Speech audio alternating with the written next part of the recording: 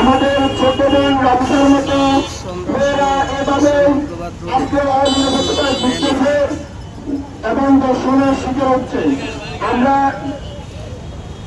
দলিতভাবে জানাবো যেন এই দর্শন খুন আগামী এই বাংলার মাটিতে না হয়। এবারে আমরা বক্তব্য শেষ করে সালাম আলাইকুম।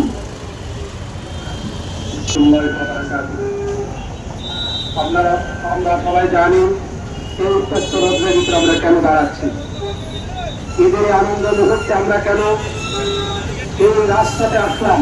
এর একটি মূল কারণ হল শরীয় আইনের ভিত্তিতে যদি হতো তাহলে দর্শকদের অপূর্ণ যখন ফাঁসি হতো তাহলে এক দর্শকের বিচার পেয়ে শত দর্শকরা ঠিক হয়ে যেত। সেজন্য আমরা একটা আহ্বান থাকবে রাষ্ট্রপ্রধান থেকে নিয়ে আমাদের প্রশাসন বাইরে আছেন, সাংবাদিকরা আছেন, আপনারা আমাদের মেসেজটা সঠিকভাবে উপস্থাপন করবেন।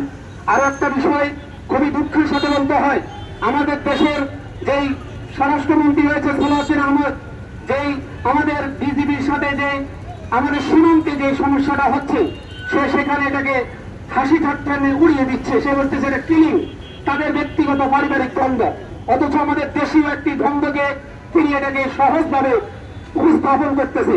আমরা এটারও ধিক্কার জানাচ্ছি, আমরা তীব্র নিন্দা জানাচ্ছি। আমরা ইসলামী যুব আন্দোলন সারা দেশে পীর সাহেব চরমনাই হুজুরের নেতৃত্বে যে যখনই আমাদেরকে ডাক দেওয়া হবে যে দর্শক, মাদক, সন্ত্রাসী এবং ছাদাবাজদের বিরুদ্ধে আমরা সবাই ঐক্যবদ্ধভাবে রাজপথে ঝাঁপিয়ে পড়বো ইনশাআল্লাহ। ওয়া মা তাওফীক ইল্লা বিল্লাহ।